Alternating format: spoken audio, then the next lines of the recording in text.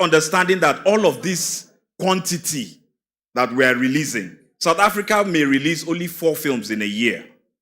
And those 4 films, they stay with you. You never forget them.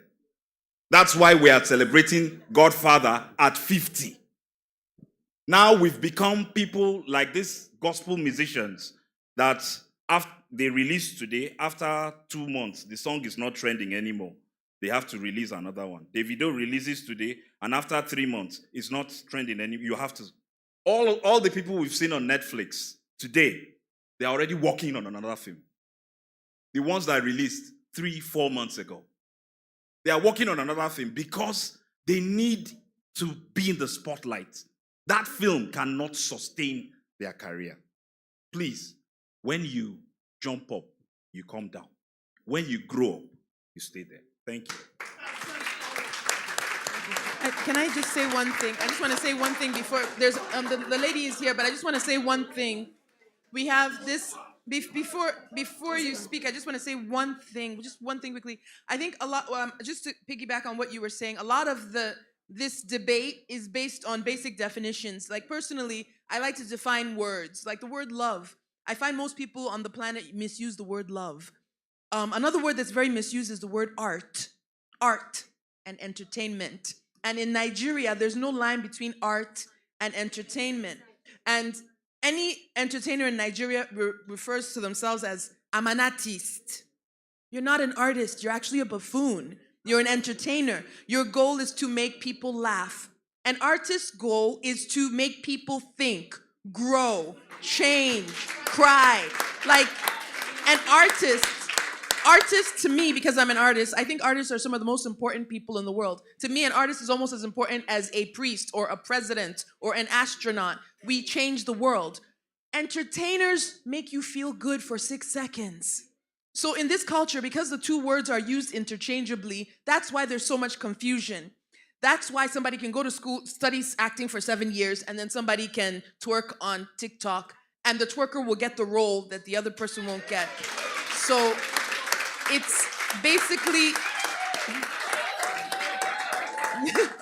I think what will really clear up this debate that is ongoing in Nigeria is that entertainment and art are 2 different things. You can make art that is entertaining, and that's wonderful. But entertainment on its own is not art. So I think that might help. Can we please hear from, thank you, can we please hear from her? All right, good afternoon, everyone. My name is Maureen. I'm a travel consultant, a CEO of Gilberto Travels and Tours in Abuja here. I want to say something because even in my platform this morning, this is what I'm teaching people. Like one thing that I noticed about audition is this. After audition or during the audition time, find out some judges, directors, they have already planned or program who they want to choose. Within them at the back of their mind, but they decided to announce for audition. Just so that I'm coming. Scam auditions. Yes. They already know the people they want to choose. Are you getting me? Do you know why I introduce myself to tell them I'm a travel consultant and come in there? So I want people to, anywhere I am, is it that I learn from you or you learn from me? That is just me. So the last audition, something happened that I may not speak much about it, but I just sat down because audition, it was very close to my house, beside my house, the last audition. So I sat down very well. So let me observe what is going on here. When I'm done, I'm still going to talk to ladies here because I'm very angry. When ladies are ready to sell their body because they want to take a part, a role. My dear, as you see me, why I introduced myself as a travel consultant, by the grace of God, this January, I celebrated 11 years into travel agency. But when I started, many let me down. The company thought that stressing me, that frustrating me. Imagine I was in 11 that time. They don't give me transport for marketing. I'll trek from 11 to sectorate, keep sharing flyers. And later they did the flyer with my phone number. Are you getting me? So when I'm sharing the flyers, remember, if I give it to you, tomorrow you call me. Later, after 2 years, I left the company. Are you getting me? By the grace of God, we are up to 6 that left the company. But today, among all of us, I'm the only one that have a travel agency, which I've trained people today. And I'm still encouraging others. So in travel agents today, all the newcomers today, some of them, they want to leave, some left. Say that senior ones in the industry don't want them to stay. But today, people are talking about me so many places. Go to TLS, people are talking about, today I build a platform, WhatsApp group. I have 200 members. They're all travel consultants. And I'm there training them. And the other CEO are there training them. We're encouraging them. See, let me tell you something about this life. Encourage yourself when no one is ready to encourage you. And say no to that person who wants to take advantage of you. Listen to me. Ladies, I'm pointing my finger to ladies mostly. You don't sell your body because of one thing or the other. You're letting yourself down. Tomorrow, how do you face that person? Let me tell you something. My director, when I was in that company, as I came in, he wanted to use me as a rag. I look at this man. I say, you don't know who is standing before him, Ashari. I kept walking. In fact, I came in as a secretary of the company. They end up using me as an errand girl. They kept on using me as a cleaner in the office. But I kept quiet. But do you know what I told myself in that company? I said, God, this is my last bus stop. After leaving this place, I'm going to be a CEO of my company. I create an impact. I stood on my ground. I challenged myself. I wake my potential when no one is out there to encourage me. Are you getting me? Imagine trekking from area 11 to federal secretariat to do marketing under the sun. But today, what am I trying to say that make me tolerate all these things is this, After, when you get to the auditions, anywhere they call for audition, when you get there, and they find out that they don't want to take you, listen to me. You know your potential, you know your skill, you know who you are. My dear, after the audition, walk out from that place. Keep on building yourself. Keep on developing yourself. Do not look at anyone. I saw. Thank you. Thank you. Let's allow her to speak. Yes. The next person. Thank you so much. Thank you. So we have this young lady, then this gentleman, and then this lady third. So this lady next, and then this gentleman, and then this young lady. Thank you. Good afternoon. My name is Vera Edward. I'm a script supervisor and continuity. I want to tell you something, Mr. Femi, that even the producers themselves, they're getting tired. As a script supervisor, there is a lot of non-faces that cannot follow your script again. If you give them, they'll go and tell you in different English. And when they say, if they go back, the editor will be like, this is not the script. Script will say, this is not the script. And they'll say, let's come back and do this scene again.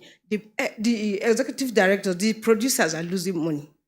So sometimes they'll get tired. They'll be like, no, I don't want this actor. He's a non-face. I don't want this person because this person will make me lose money.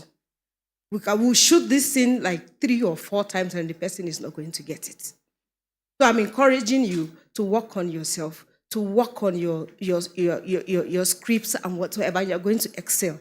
I was opportune to be in Milkmaid. Milkmaid was shot in Taraba. I think that was the only film that made it to Oscar screening in Nigeria. I will tell you that Oscar screening, yes. Screening, yes. Yes. We don't have any non-face in that film. That film was shot for a good 3 months. And it's been aired in Amazon Prime now. So I'm telling you that if you get a good director, a good person that knows what he wants. The director was the writer, so he wanted detailed. Yinka Edward was the DOP in that film. So for him to bring Yinka Edward, he knows what he wants. And if you get those kind of movies, one time, they will see where you are, they will see what you will deliver, and you're going. Look at Jimmy, he was in Woman King, right? The actor pastor. I was opportunity to work with him. I knew he's good, but nobody knows him. But when I saw him in Woman King, I was like, wow, this guy is good. I've worked with him on a set. And before you know it, one day you're going to be like him. Thank you. Thank you so much. Yes, this is what I meant about this young man here. Here, thank you, yes. Our art versus entertainment. Thank you very much, Madam Moderator, and good afternoon, or good evening to everyone. My name is Ian Ate. I just thought to lend my voice and perhaps share my opinion, particularly with regards to the man on the panel. Sorry, I didn't get the name, so sorry. Yeah, Fumi. All right, thank you, well done. Now, for me, I thought to respond to what you said with regards to what people do, as in directors or during the auditioning And then after all, as in directors choosing persons who are not particularly qualified based on what you just said. And I thought to bring to our attention a book, Talent is Not Enough by John Maxwell, and to bring to the fore the fact that it may not be enough for you to be as gifted and as talented and perhaps skilled. Now there is the extra that every employer actually looks out for. So I'll use the word employer here because I don't know what it's called here, right? A producer, right? Yeah. So it's good for you to be talented, to be gifted, and to be skilled because, of course, it's not even enough to be talented. You have to be able to develop the talent into a skill just like you have done. But trust me, the persons who need you will appreciate the extra. And that is where you ordinarily want to put in the extra, right, to be the one that is sought after. Now, I also want to bring to the fore the fact that art, creativity, or production, or generally, has grown over time. In the 80s, in the 70s, 80s, people were driven just by passion, the art, and then the passion in the art. And so you'll see a lot of people carry the guitar on their shoulders. I mean, for music persons, they carry the guitar on their shoulders, they walk the street, they move from studio to studio. And at the end of the day, it may not be as rewarding because everybody actually seeks reward, whether it is material or intrinsic, right? But over time, and that was when we started having as much establishment, or as much established in the music industry, for instance, where people have made a lot of name, right? And then we cannot see the Nigerian music, for instance, is not as qualitative because outside of the fact that it's good music, it is also as financially rewarding. And so what happened? Over time, people went beyond the passion to bring in as much understanding of beyond the art, beyond the passion. They also understand entrepreneurship. They also understand the extras that you have to bring in to make your passion or your art, your skill, as rewarding as it's supposed to be. So I actually thought to bring this as an advice, not just to you, I mean, to the entire house, right? The fact that, look, it's not enough to be talented, it's not enough to be skilled. There is that extra. In fact, the extra is part of the skill because ordinarily what we have or what we're born with is the raw thing, which is talent, which is the gift, but we have developed it into skill. And that skill also includes being sellable. That is why if you have if you're having the numbers on Instagram, it's actually a skill. It actually takes a lot of work to make that happen. So I thought I should bring this to this conversation, and I hope it helps someone. Thank you very much. So much. And let's just have one more. There's one more person, the last person, and then we'll. You did? I didn't. I'm so sorry. Okay, then after her, quickly. Okay. Then. Hi everyone, I'm Laro. I've kind of been listening into like the entire conversation, and it seems like everyone is frustrated from the producers to the actors to the directors, and like at the end of the day, we want like quality movies. Like we all know the state of Nollywood, and no one is really like impressed. We want quality movies. So my thing is like I want to throw this out to anyone who can answer that moving forward, because some of us are also like future, like some of us want to write like screenplays and future actors and everything. Like, what is the middle ground for actors to be for actors to feel like their voices are being heard, for producers to feel like their voices are being heard, for directors, for screenwriters? Like, what is that middle ground that like we can all come to and be like, thank you. we can. Thank you so much. And then just one last, just quickly, this lady here. Sorry, I didn't see your hand. So after this, then we'll return to the. Thank you. Good evening, all. I want to talk on what this sister talked, what the one beside me talked, and what the big brother at the back talked. I want to capture my talk on humiliation. Producers humiliating women or men like this brother is too bad. based on their personal relationship with whosoever they want to give a role. It kills production. It kills business. Another thing you're talking about is this face. That brother talked about a challenge they had in Lagos, Netflix. I'm happy how he handled that issue. Because this face is not what is going to give you sales as you think. It is the delivery. There is that film that our sister Brenda directed it. Fourth Republic. The woman who acted the leader of the market women there, that was her first outing. And you needed to see what she did there. And I believe that what she did there must add to the interest of people to patronize that film. It matters on individual. Prepare yourself. Train yourself. When you are given a script, go into a room. If you don't have the opportunity of having privacy, inside you, you'll be, that is, rehearsing within you how you are going to deliver. You can add your own. Thank you. So please, let us keep humiliation. Thank you Thank so you very much. much. Yeah, so we're gonna stop for now. We're gonna return back to the main panel for now. Thank you so much for all of these like insightful contributions and questions and tips. I especially like Mr. Yang's tip about that talent is not enough. He pointed out the fact that you can be very talented. Now we are complaining about, we're speaking up against the fact that people who have Instagram followers are getting roles, but they don't have talent. But he's saying talent is not enough. So how can we like combine and balance things? It's better to be someone who has talent, but also has some social media. Pay attention to that too, on top of your talent. So then you have everything, versus the one who only has the followers, but no skills and no talent. So that was a good point. And also what you were saying about the middle ground between the producers and the middle ground, I think, is professionalism and contracts.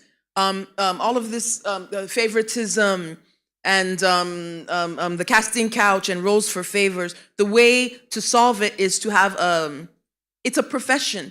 It's an acting role is not a gift or favor. It's a job, and you're supposed to show that you're capable of doing the job. So it's a profession. So I think the middle ground between all of this chaos between producers and actors may be contracts, writing things down, having clear lines and boundaries, and make it a profession. Because in Nigeria, it's still growing after all these years.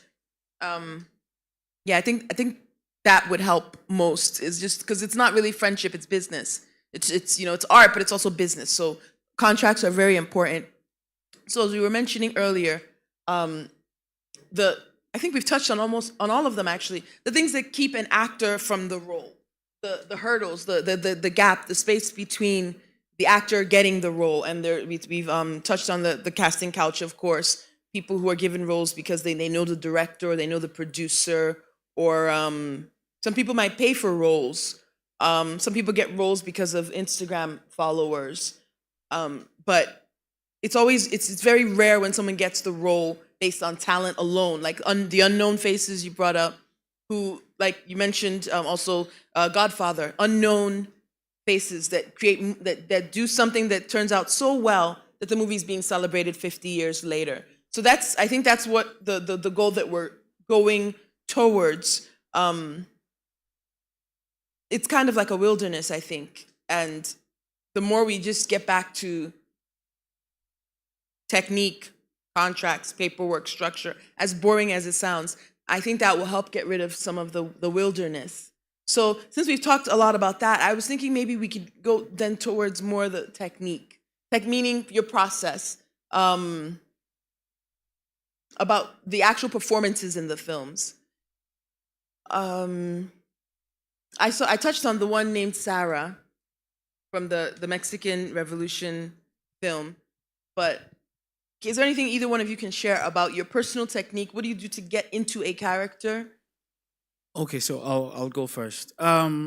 Personally, my first go-to is, do I want to be on this job or not? That's me. I don't jump on every job. Stage, radio, film. First decision is, okay, do I want to be, do I want to work on this project? Now, if I tell myself, okay, I want to work on it, the script, is the script good? If it's not good, after I've told myself, irrespective of whoever it is. And so for me, yes, money is good, but I don't put money first. I want to be on that impactful project. I've done jobs for free, and I've rejected jobs that they've paid me 200, 300 Ks, and I've rejected. So is the script good? Is it something we can work on if I relate with whoever is directing or producing and say, oh, can we, I don't feel this character is, if they are willing to do that, then we move ahead. Now, let's say the script is good, right? And I'm ready, I've been given a script, we've done 1 or 2 reads or as many reads as we could do. Now, personally, I go back and I tell myself, how do I want this character to sound? Firstly, like the character has to have a voice. Now, I think in pictures. I don't know about any other actor. I think in pictures. I want to see this actor sound this way. Okay, how does this actor act or behave? Mannerism. Does he have an accent? Is he speaking fluent? Is he arrogant? So when I begin to, put those things as alongside the character Bible that he mentioned, if there is a character Bible. Now in Nigeria, a lot of people just, write characters and then come on set. It's a problem. Just come on set. A lot of times we go on set, we don't even know we haven't even read the script. But let's go to the eventuality that we've read the script. Now, what is the character sounding like? What is he acting like? What is he behaving like? Then the most important thing for me is, what is the actor's backstory? For you to go to the future, you should know the past. So I usually ask my director or producer, or if I'm lucky enough, the scriptwriter, okay, what happened to this character? Especially in scenes, I need to know.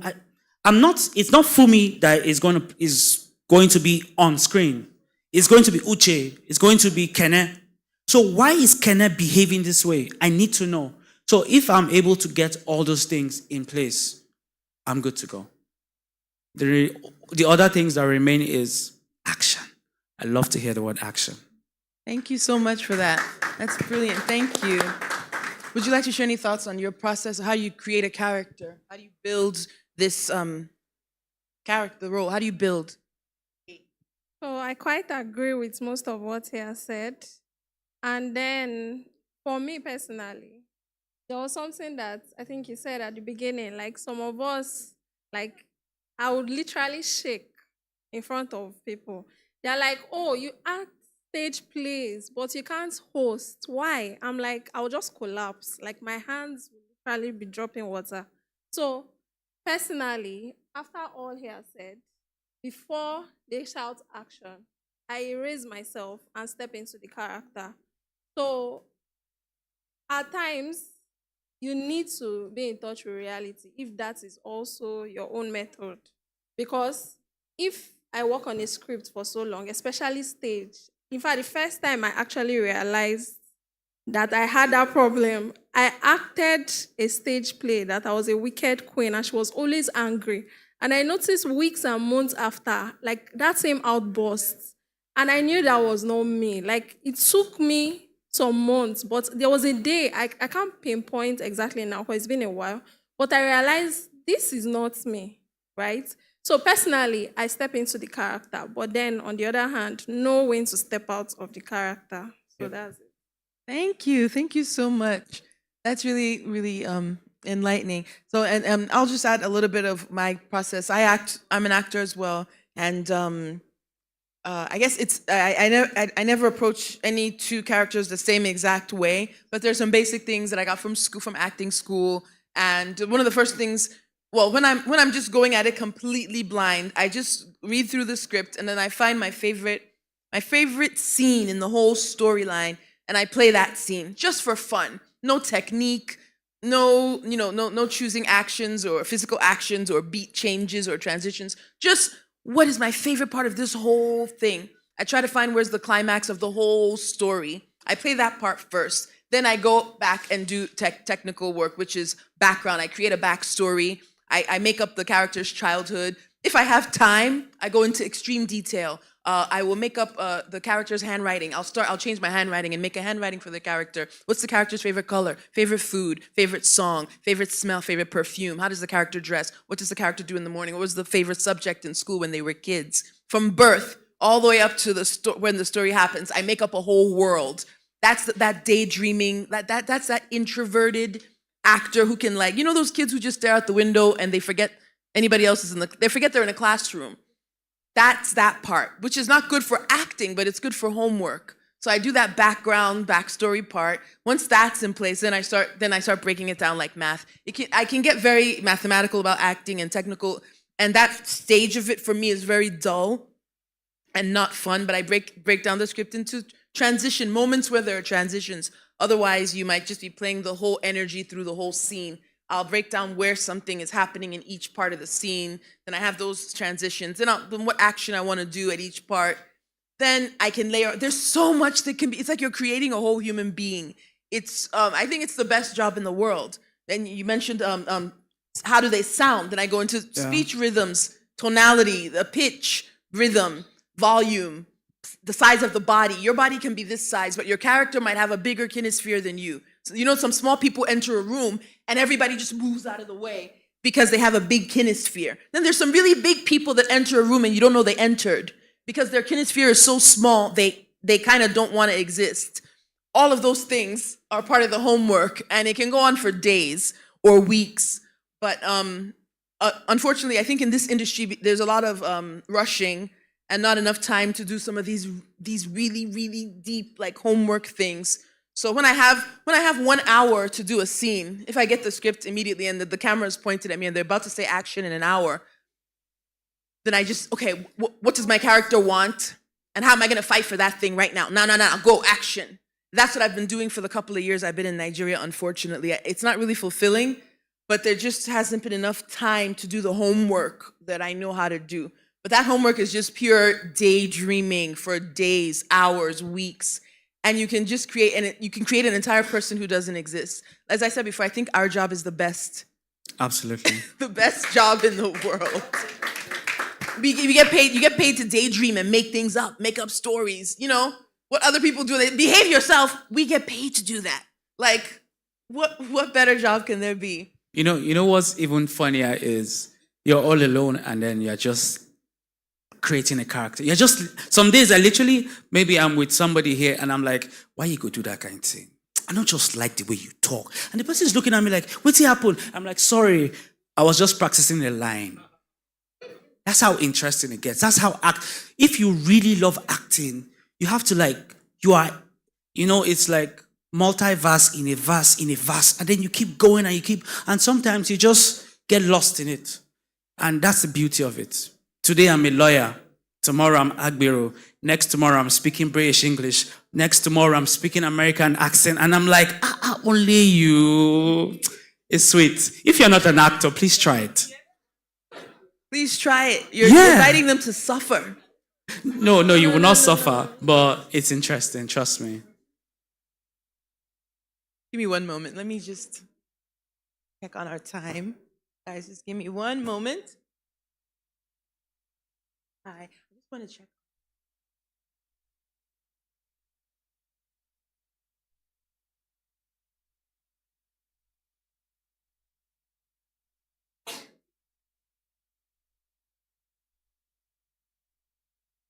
All right. Far spec. There's certain areas I wasn't going to because the tomorrow's, but I can go in there. There are more.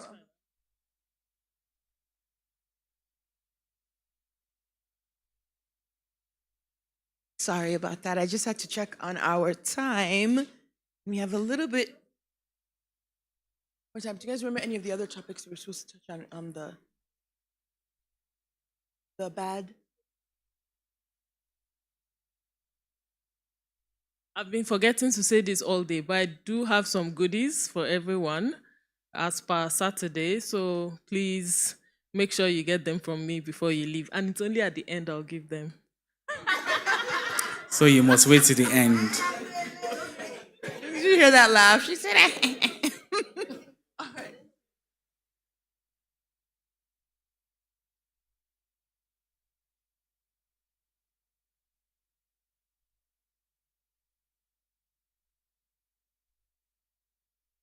So, all right. So there's one topic that we kind of glossed over, but we're gonna revisit the topic shortly about well in the U.S. we call it the casting couch.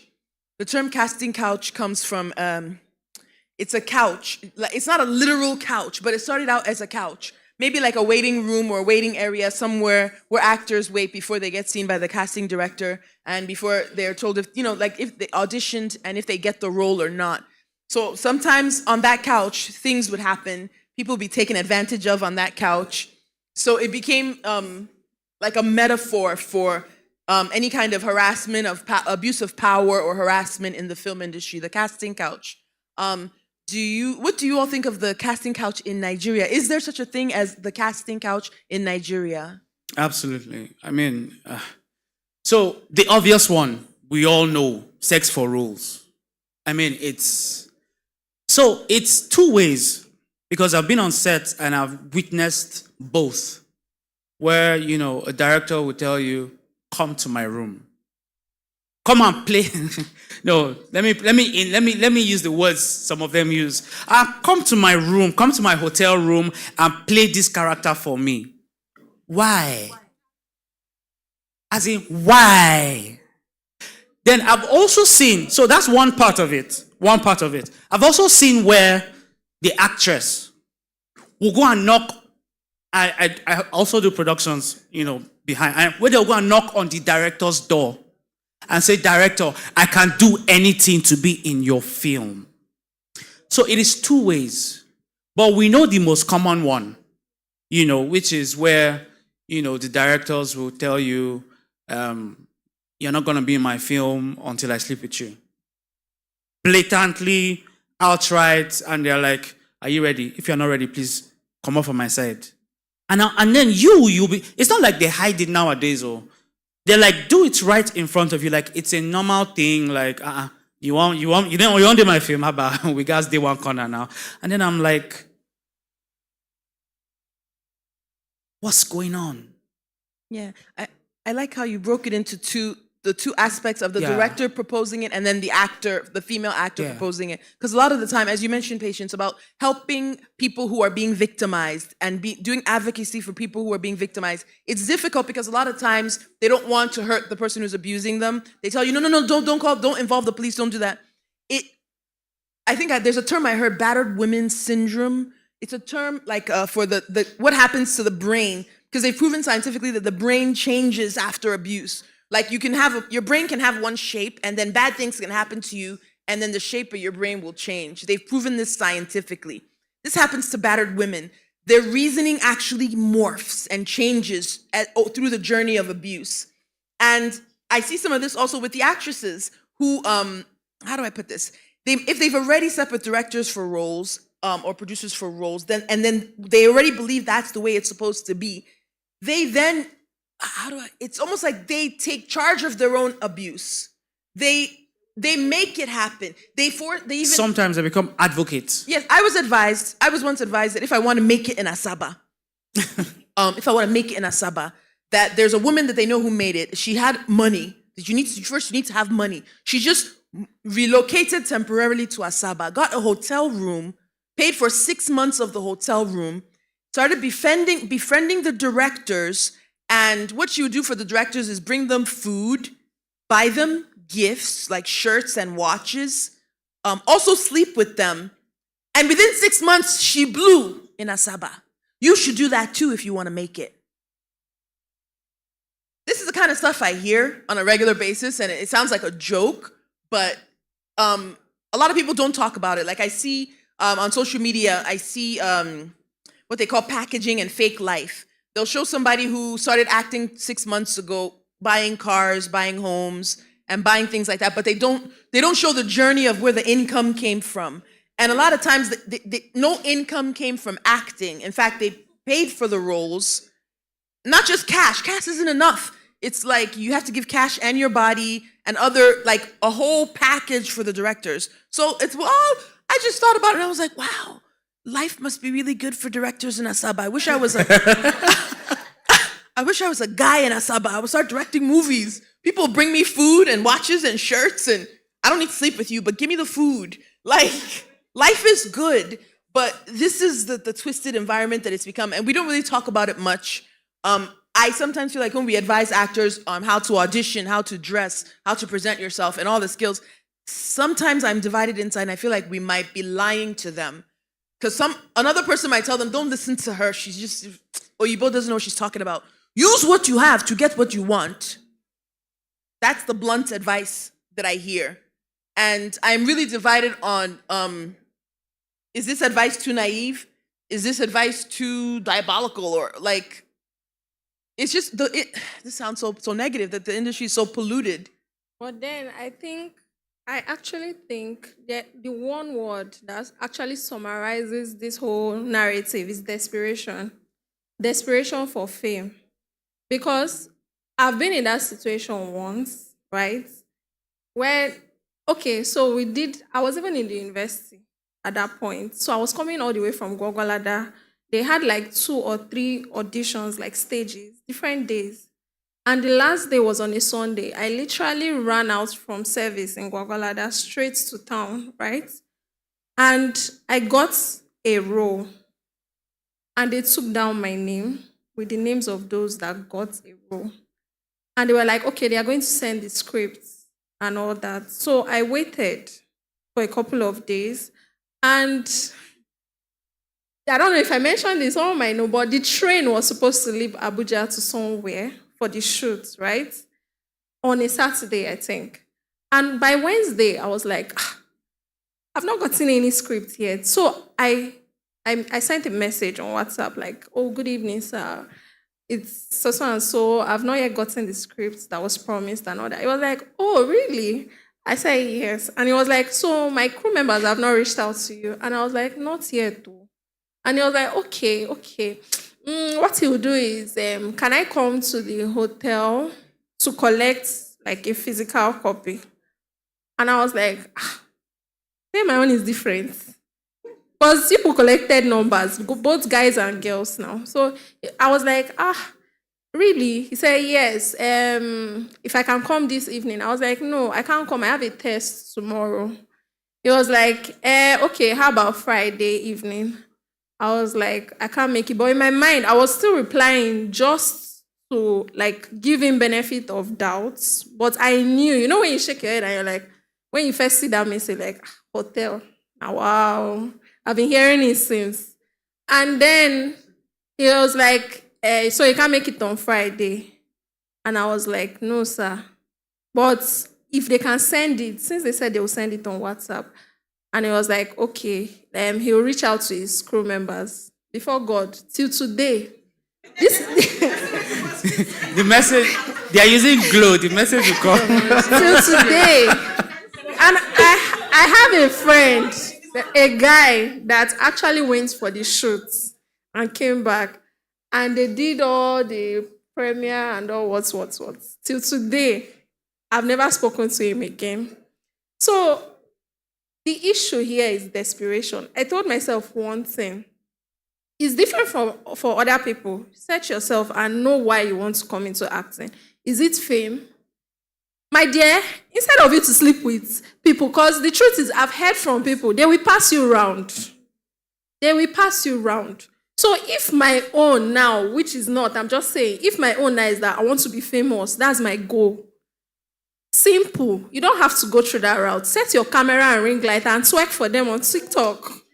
Or reply somebody like Frank Edoho or somebody that will give you back to back. Prepare your replies. You trend. That's the truth. Exactly. So now, if it's something I started doing from when I was young, I started with stage. And this is what I love. Like it's like they will say my passion is what I know, right? I know this is why I'm doing it. So why don't I continue in the way that tomorrow I might not be famous, I might be famous, but then at the end, if at the end of my life I've done, let's say, 100 movies and I gave my best, do I feel that satisfaction? Or I've climbed the stage 100 times before I die. Have I felt that satisfaction that I did what I love doing, right? You mustn't be famous to do that. That's just the truth. So if for you, your own desperation is fame, come to me. I can tell you how many ways to get. They said, how did they say it? Bad publicity is better than no publicity or something. Yes, bad is better than, yes. Well, all publicity is good There is no bad publicity anymore. So if it's fame, my dear, there are several routes. You don't even have to leave your house.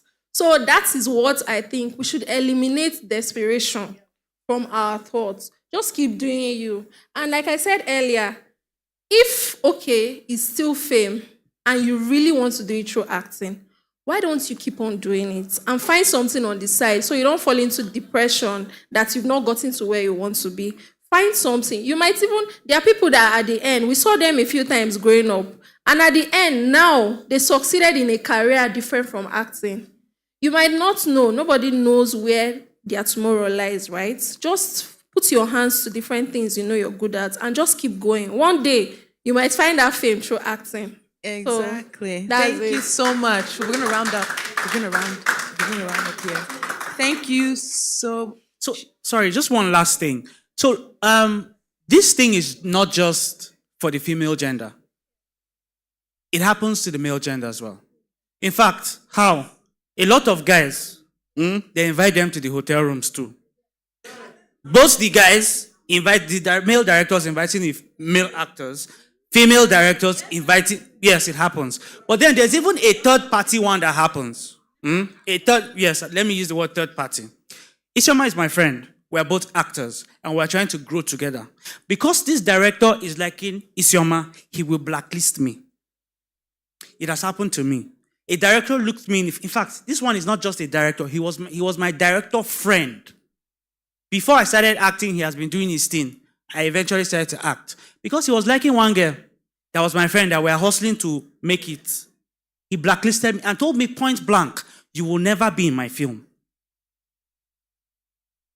No, he didn't.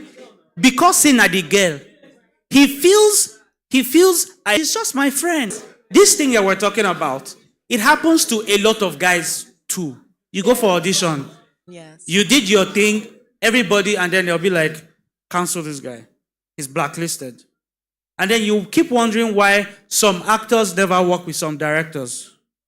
It's because things like this, they happen. And it's rampant. So it's not only male, and crew members too. Yes. You know, the whole bunch, the whole sometimes production crew versus actor. It's crazy. So please, try your best. Pray. Hone your skills. Do the best you can do. One day you will blow. Yes. Amen. Thank you so much. Amen. That's excellent advice. Thank you. So we're gonna wrap up the topic for now. Thank you so much, Fumi and Isioma, for your enlightening and insightful advice and sharing everything with us. And we're gonna move on to the next part of the program. Thank you so much, everyone. Thank you so much.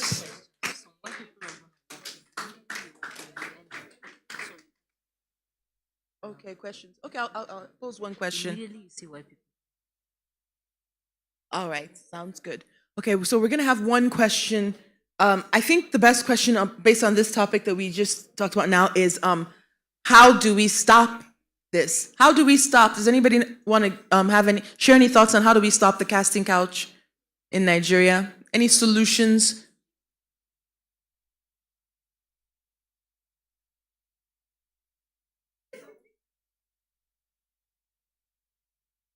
You already said something about that. You shouldn't be desperate. When she was sharing her experience, it reminded me of what I went through in 2018. Yours, they asked you to come. Mine, I was already on location. I was wearing costume. Yes, that was how bad it was. He had been giving me sign and I was dodging. So finally, we had face-to-face discussion during the break. And he told me, and I said, sir, please, I can't do it, I'm a virgin. He said, you should be happy that a big shot like me is going to disvirgin you. Yes. After then, I left the industry. It was when I came to Abuja a few years ago that I reconnected. So now let me shock you. I worked as a crew member in that production. And I was getting gist, both married women and young girls, how they are bedding them every night. Now ask me, after that production, how many of them have become a face in the industry? I've not seen any one of them. Even that particular job, recently I just said to myself, let me summon courage and watch it this year.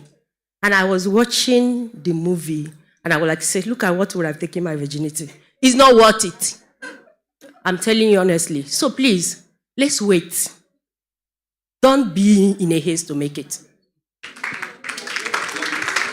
Thank you so much. Here, any thoughts on this? Hello, everyone. Okay, so another thing that I think might work is if we start whistleblowing. So any director that asks you, come to my hotel room or come and do this, create your own WhatsApp group. Social media is actually very helpful. Yes, social media is very helpful. Get actors. In fact, I'm sure there will be other people that have gone through the same thing, other girls that have been propositioned by the director or the producer or whoever. Do your research. Let's just be blowing our whistle. Call them out. I think if we call maybe 2 or 3 of the worst of them, and who knows, maybe it might stop. I don't know. I'm just guessing. But it might help. Thank you so much. Oh, sorry about that, guys. Thank you so much. All right, so we're going to move on. I have the microphone. Can I? Now, okay, we're going to move on to our next topic. Thank you so much, guys. No, we're going to have to stop now. We're moving on to the next topic. Thank you so much. Sorry about that. I'm so sorry. Thank you. Let me put. Got it? Okay, thank you so much. And should I introduce?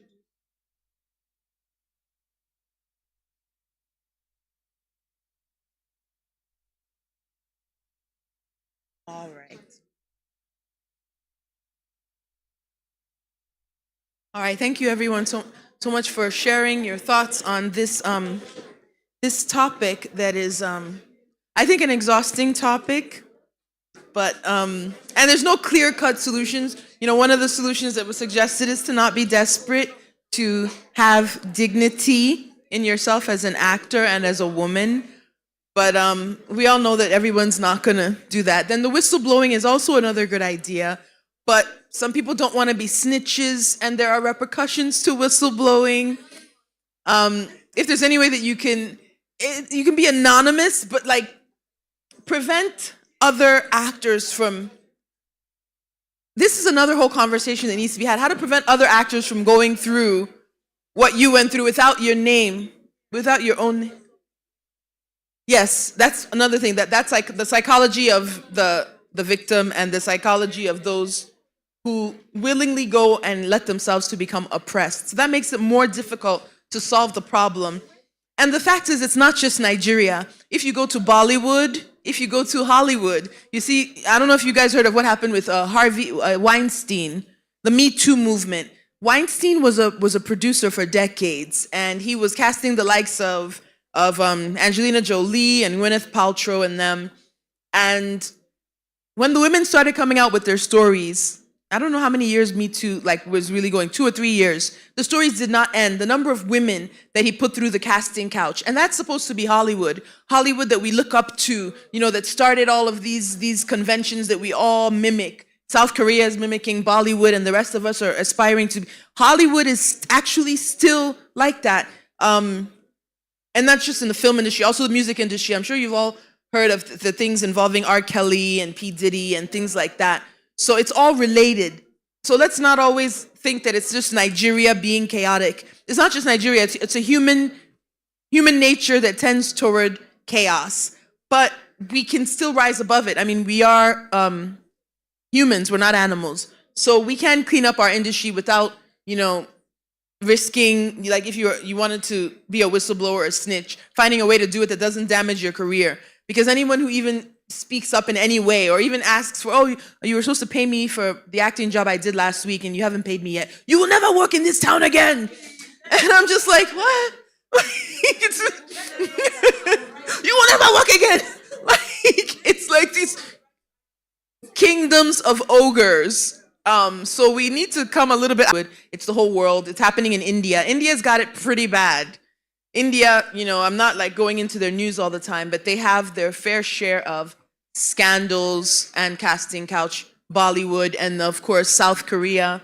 All of the great film industries in the world have their fair share of these casting couch scandals. But one good and important thing to do is, as an upcoming actor, is to be in touch with those veterans and be in touch with those who have been doing it for a while and get good advice. Nobody can avoid the pitfalls and what they call paying your dues. Paying your dues has a lot of meanings, and nobody can really avoid it fully, but being in touch with more experienced actors, talking to them, getting advice from them will help save you a little bit of the suffering. Suffering is inevitable, but you can reduce the amount of suffering that you do if you speak with and stay in touch with those who are more experienced than you, the veterans, and those who have been in it from before you. So I guess, I personally have a tendency to criticize Nigeria so harshly, point out the flaws in Nigeria's industry, but Nigeria is not unique. And it's important also for us to look at what we are doing right. The fact that we make films too quickly is being studied by the West. Hollywood filmmakers are coming here and studying how we can shoot a movie in 8 days, write a movie in 5 days, shoot it in 8 days, edit it in 7 days, and within 3 weeks you have a full movie. They're studying that. Like when I first came, I criticized it so much. This is wrong. But then the Hollywood standard, they might spend 3 months writing a movie and 5 months shooting the movie and 8 months editing the movie, and one film might take 2 years. And it might be the best art in the world, but who can really afford to spend 2 years on a film? So balance, they can learn from us and we can learn from the other styles. So yeah, I'll try not to be so harsh in my criticism of Nollywood. We can learn from other cultures and other cultures can also learn from us. Good evening. So thank you, welcome. So let me now introduce, sorry, one moment. Let me just double check. Yep, sorry.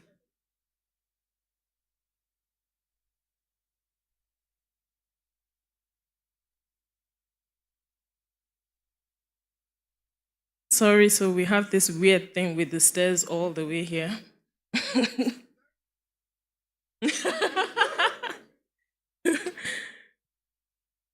So we've had such an electric session, isn't it?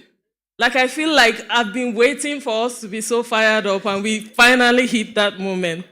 Thank you so much for all your engagement and all the energies we brought to this conversation. Like I said, it's important for us to use this platform to really talk about those issues that affect us and think together, brainstorm together around change issues, change opportunities that we can explore in addressing this. I have the distinguished honor to welcome our guests today. What did we say today was? What day are we celebrating at WIFFEN? Fantastic, right? So we have North America represented here. We have the United States Embassy, who have brought a phenomenal guest delegation to us in Nigeria. We're happy to have them at the festival here. I would love to introduce Madam Lee Satterfield. She serves as the Assistant Secretary of State at the U.S. Department of State. That's the big, oh, okay, so there goes the clap.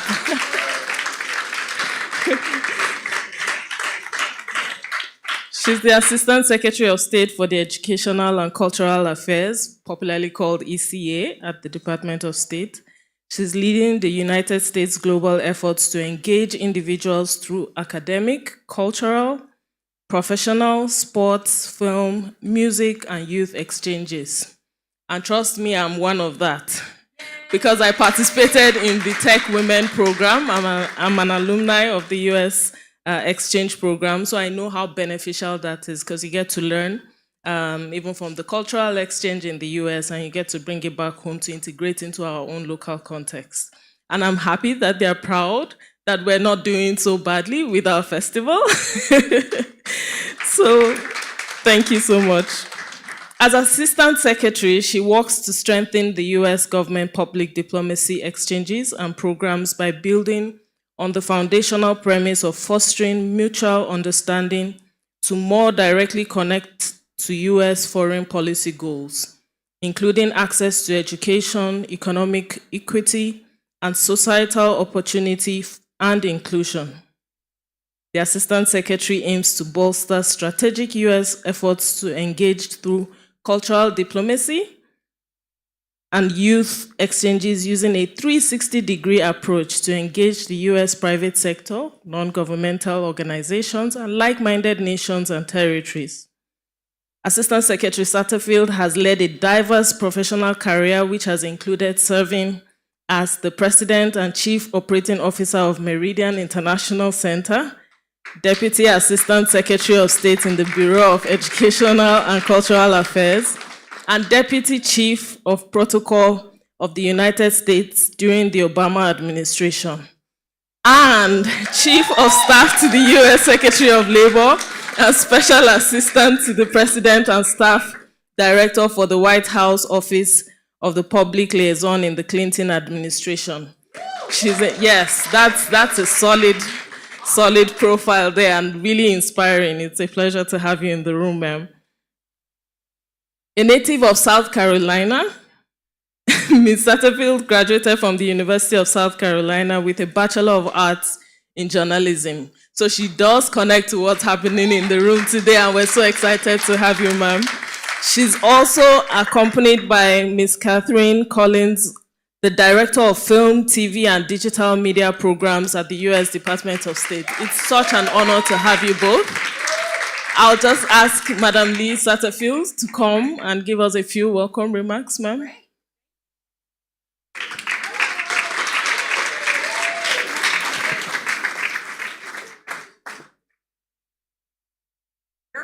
Great, thank you. Awesome. Hello, everyone. Thank you so much for having me today.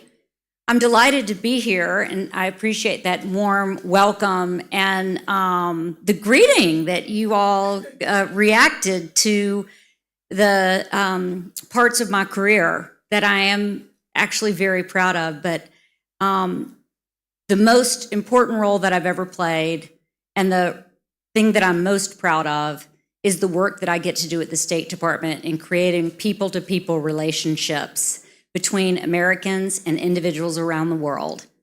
And it's through programs like Tech Women that Carolyn participated in that build networks and communities to support one another. And I think that's exactly what I'm seeing that's done here in the film industry for women.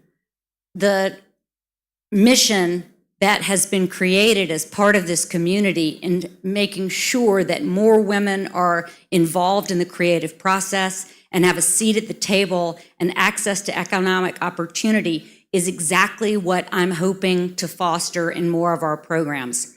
So yes, I'm here representing the United States, and on behalf of President Biden and our Secretary of State, Antony Blinken, I am delighted to be here. Thank you. Yeah. For 75 years, the United States has connected with people through our culture, sharing our struggles and successes with the world through movies and music. Now we're seeing the same global phenomenon with Nollywood and Afrobeats. The world is paying attention and connecting with African culture, African music, and African stories. Part of the reason I'm here is that President Biden hosted a summit of African leaders in Washington, D.C. in 2022. And Catherine Collins, who was introduced, that runs our film, television, and gaming office, and I were sitting in the audience listening to a panel on the creative economy. And we thought, how can we build more capacity in exchange programs to lift up the economic opportunity between Americans and those creatives on the continent, particularly Nigeria? I was so excited to see the Recording Academy, the Grammys this year, opened up a new category of awards for African music. And I saw the impact that Afrobeats was having on young people in the United States. And I wanted to draw on that connection and that power and look at how we might build an ecosystem in the created space to share with one another and really lift each other up. We recognize in the United States that with women comprising over half of the world's population, making up over half of the creative workforce, there must be economic opportunity and equity and inclusion in the creative industries in the United States and all around the world. Ensuring that women have equal access to opportunity, including access to capital, is vital to the success of creative industries everywhere. And as we all know, representation matters. On Tuesday in Lagos, at the University of Lagos, I met with a group of amazing students. I was so inspired by them. I announced the African Creative TV Initiative. This is one of the brainchilds of my wonderful colleague, Catherine, and what we started thinking about trying to create over a year ago. And this is a new professional development program that will focus on TV writers, producers, and below-the-line professionals, so the industry and the business. ACTV is in partnership with the University of Southern California Cinematic Arts, who are top of top in producing major talent in the United States, and they're partnering with us on this initiative. And it was a direct result of President Biden's commitment and the pledge he made at the Summit of African Leaders in Washington, D.C. Another new program I'd like to highlight for you focuses on the business of music. It's called the American Music Mentorship Program. It's a partnership between the U.S. Department of State and the Recording Academy, better known as the Grammys. We'll bring international mid-career music industry professionals to the United States for mentorship and networking opportunities with an aim to cultivate a professional music ecosystem locally to support creative talent and strengthen the creative economy globally. I'm pleased to share with you that part of the first ever American Music Mentorship Program, there'll be 5 participants from Nigeria. Yeah, I know. See, that says what's happening here. That's an indicator of what's happening here. I think there are only 16 participants in the first group. 5 of them Nigerian. Yeah. Finally, we look to unlock the creative economy both here in Nigeria and in the United States. We also must elevate the importance of education. So I'm also proud to share that this year we're launching a 1-year film-focused community college initiative program to take participants through script-to-screen process. The program will include 4 Nigerian filmmaking students and will support our broader efforts to build capacity in the creative economy, particularly through the lens of technical education. The film, television, and music industries continue to evolve at an unprecedented pace, fueled by the relentless innovation from an increasingly interconnected world. U.S. tech giants like Google, Meta, Microsoft are investing heavily in Nigeria, supporting the development of local tech talent and promoting inclusive economic growth and development. Through opportunities like Tech Women, of which Carolyn is a proud alumni, and a program called Tech Girls for high school girls to promote study in STEM, we bring together the best and brightest, both from the United States and Nigeria, to meet the moment and pursue the next gen innovation in technology. Being here with you today really makes me hopeful, knowing that we're at the forefront of something big and important that we can do together. And we're forging a new future for Nigeria, for Africa, and for all of us globally. Thank you so much for having me. Thank you so much, Madam Lee. Thank you for that powerful remark. If I can just ask that you join us on the couch and to ask Catherine to come up as well. Because we heard you throw out some phenomenal programs that we'd like to hear more about. Okay. Please. Thank you. Hello, Catherine. Hello. She really is the one who came up with these creative ideas and things that we wanted to do. So please welcome her to the stage. Thank you. Thank you. I think top on the list for us is, and you've highlighted that, right? US is really interested in investing in African creatives. And in the room here, you have a lot of creatives. You have actors, you have producers, directors, you have writers, artists. It's a packed room. You have media professionals in the room who are eager to hear some of these exciting programs and what opportunities lie for them within these programs at the U.S. Department of State. Well, let me first point out the best way to get information about programs and opportunities in the United States is to follow us on social media platforms at US in Nigeria.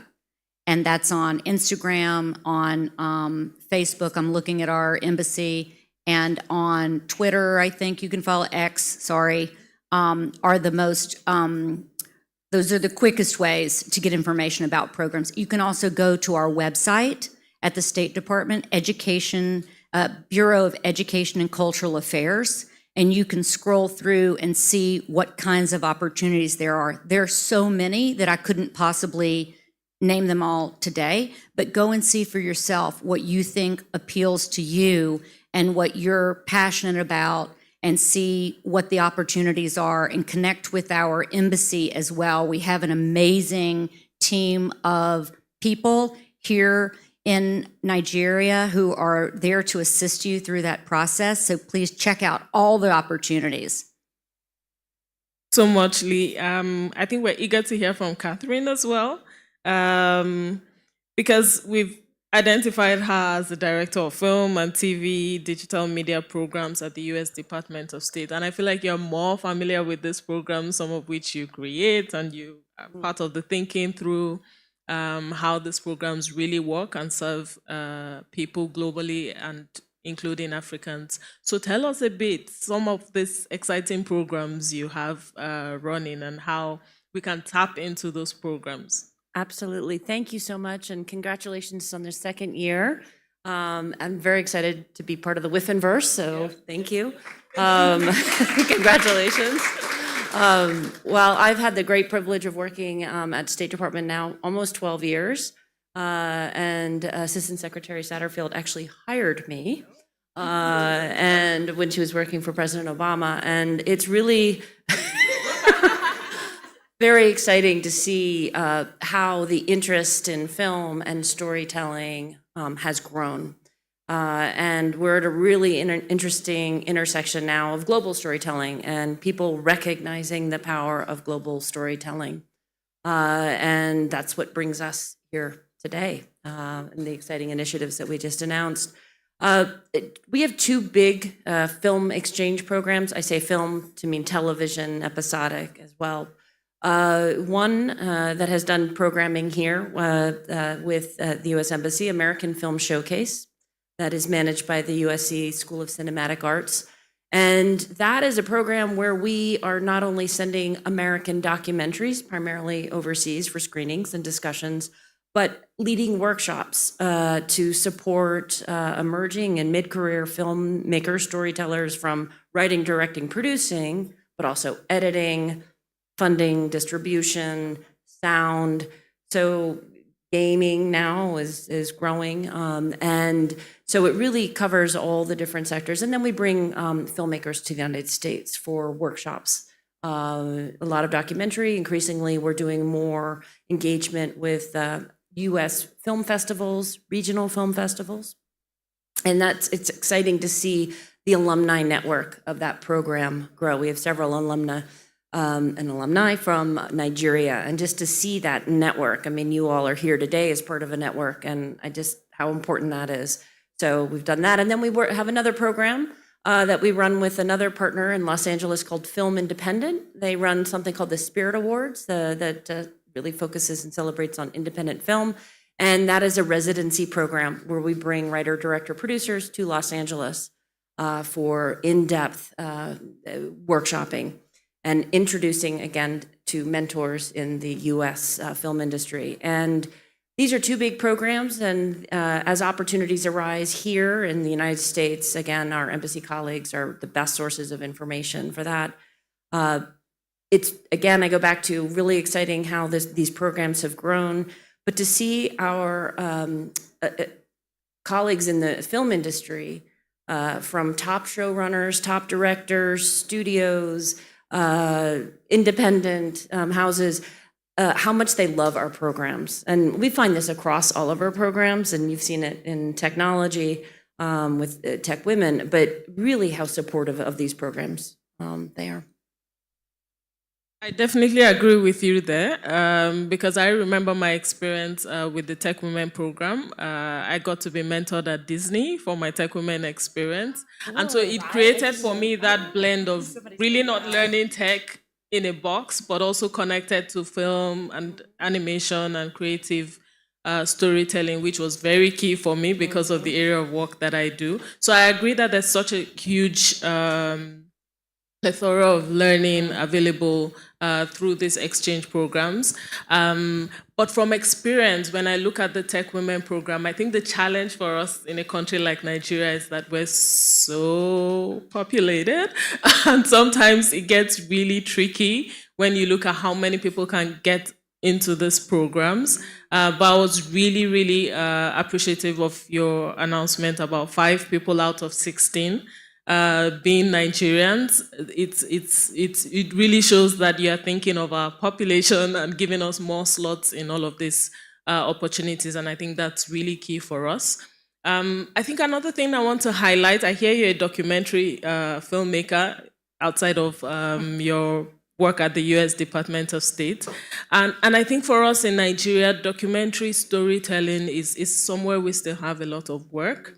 And it connects a lot to the depth of stories, authentic stories we need to tell. I don't know if you have 1 or 2 tips you would like to share with women around that area, especially in terms of how do you go after unique stories? How do you tell those stories that people are not naturally gravitating towards? And I mean, what should we look out for in that space? Thank you. I think documentaries can be misunderstood because I think a lot of people think documentary is just talking heads and just facts, which it can be. But there's really so many exciting examples of documentary film out there now that are building on storytelling, following the 3 arcs of a story, following characters. And of course, we're witnessing the popularity of documentary, and also just what documentaries can do to open people's eyes to issues, to sort of a call to action to getting involved. But they can be very compelling, and I think a lot of the really great documentaries that are out there, well, for filmmakers, I think it's finding a story that's close to home. Something, you know, if you're starting to find subjects, something in your own life. I mean, I think that sort of, again, that authenticity, something that's meaningful, I think really helps. You feel it in the story of the film. You know, I know documentary from personal experience. I now work at the State Department, but I know it can be a long road. Of course, with any filmmaking, it's the funding. But I do think that, I guess a tip is finding that. And then looking at other examples of documentaries that are out there that have done well, that have gone through of formatting and styles, and because there's so much that can be done now in documentary. Animation is really popular now in documentary when there's not the footage to cover it, or it's an exciting moment. Very good tips. Because it's, especially for us in Nigeria, we can relate to that. We don't do so well with documenting and archiving footages, so it gets tricky sometimes getting the footage you need to reflect some parts of your story. So yes, animation is one thing that really helps to close that gap. And it's good you were able to highlight that for us. I think one last thing we'd like to hear from Lee. What do you feel about a Women's International Film Festival right here in the city of Abuja? Who would have thought? Obviously, I'm excited about this. When I heard about the criteria for participation, I thought, brilliant, right? The Secretary of State in the United States often says, empowering women and including women isn't just the right thing to do, it's the smart thing to do. Right? Like, if half of society is left behind, how smart is that? Not. It not only empowers women individually, but a community, a family. It builds a network in ways that are incredibly important. And we all need to do that together. I think that seeing what you've established in this film festival speaks to that so perfectly. And I think your experience in Tech Women and all the other programs that we're talking about, the most important aspect of any of these programs is that network that is created, that bond among those people who are driving toward the same goals. And I think that's what I want to leave you with as a passionate plea to check out opportunities to work more closely with the United States. I think there's great open space in the creative industries. And as I described that I was seeing in the music space, the same can be said in the film industry. And we're seeing that, we're recognizing that, and American companies and individual Americans, particularly those that Catherine was describing that we meet with all the time, they want to be engaged. They want to have opportunities to do more. So that's what we're here to talk about, how the United States wants to partner, and we're proud of the relationship, the strong relationship between our two countries, but the heart of that relationship is between our people. Thank you. Thank you. Excellently well said. But top on the list of our festival is film screenings, and we're excited to have you experience one of those films with us. For the rest of the evening, we'll be screening US films.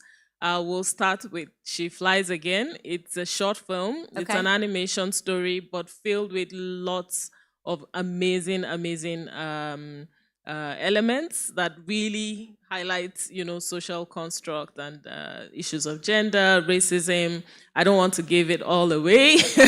So we'll have the film She Flies Again queuing in a bit, and we'll watch and probably hear some tips before you leave us. Great. What else are you screening? What other American films are you We also screening? have American films named Code Red. We have One Talks, The Resilience of...